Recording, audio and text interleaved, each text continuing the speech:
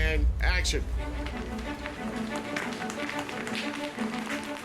It's really refreshing with Clint because he's never a kid in a candy store with visual effects. He's using it as a tool to reflect the movie making that he has always done. Without Michael's help and without the help of the CGI houses that we've used, you wouldn't be able to recreate that tsunami.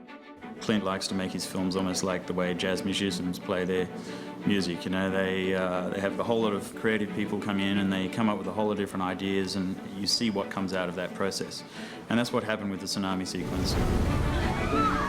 We looked at all this live-action footage from the real tsunami in 2004, which is pretty sad at sometimes. But all of this was like these mobile cameras. So everything was kind of blurry, and our task was really to match this characteristic, with the only difference that it is now in full high definition. One of the key points for Michael was that it feel real, that it's not the big dramatic over-the-top adventure movie, that this is supposed to be a real heartfelt story and you're supposed to be immersed in it. What we're able to do on this film, I think for the first time, is actually do water simulation on a grand scale. Water is particularly difficult to do. The resort shot where the tsunami first hits the resort is definitely one of the hardest shots, but also one of the most amazing shots. That's a 100% digital shot. So in that case, every person in there, the pool, all the little umbrellas, everything in there is completely artificial. The buildings are built log for log so we could destroy them any way we wanted. Even the little pool toys, we have tons of little toys sitting in the pool that get destroyed. There's lots of little details in there. Clint always shoots on practical locations whenever possible. Oh, I've done some in the ocean, I've done some in tanks. When we were in Hawaii, Clint was like, let's get Maria and the little girl in the ocean. So a lot of the footage above the water is in the tsunami sequence, was a lifesaver for us because the lighting in that particular environment was immediately believable. One of the really big challenges was the sheer amount of different situations of water that we had to integrate. Partially tank footage where the actress would have been shot in a tank with live-action water. 3, 2, 1, and action. This tank facility is just amazing. We're shooting it all green screen, which is, we're placing the background environment in completely in the digital world. The nicest thing about it, the water is 90 degrees. Marie, our actress, is interacting with the water that would carry her away and down the street.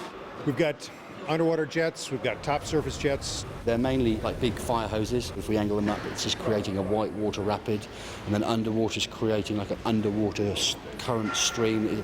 So if we sort of pop the actress underneath one of those jets and then pop her up, all of a sudden she's carried by a jet and goes sweeping past the camera. She's underwater, she's on top of the water, it's complete chaos. It's amazing. We have a multi-million-pound shoot with all the 100 years of cinema technology creating the waves. There's a guy with a barrel just pumping it up and down. The demands on the actors are absolutely huge. Cecile is fantastic. I mean, today she's been extremely brave and extremely patient. I mean, she's been in the water since 10 o'clock. She's had an hour's break, and she's done very, very well. Excellent, guys. And we've cut. Very good. Moving on. Especially in doing underwater filmmaking, you always face the issue of visibility, for example. In a live tsunami, you would for sure, once the camera goes underwater, probably see almost nothing because so much dirt and so much debris there. But again, we're doing a film, so we kind of want to see something underwater. So Michael Owens actually came up with that idea that the tsunami wave is actually not just that big rush of dirty water. It's actually, you know, there's partially clear water coming in somewhere and partially dirty water from somewhere else. We looked at tons and tons of reference, and one of the things that kept standing out is a lot of these third world countries have just an enormous number of power poles everywhere. There's actually somebody, if you look at under the balcony, there's somebody being electrocuted, and then there are people who get crushed by the cars.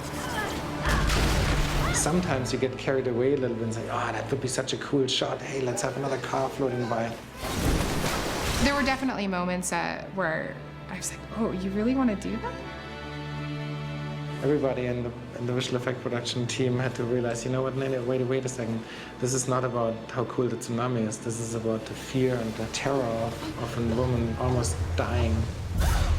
Because it is a period where we're going out of the realistic tsunami into a process where she's being deprived of air and she's moving into the other side. Michael wanted to sort of have an aspect of that was going into a very much a surreal environment.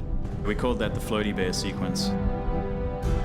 I spent a lot of time underneath a swimming pool staring up at the surface trying to figure out what that would look like. This was not a movie about the tsunami, because it's not a disaster movie. It's about a private person having a near-death experience. I think this story offers an interesting opportunity, visually and storytelling-wise, to enter into that blur between now and hereafter.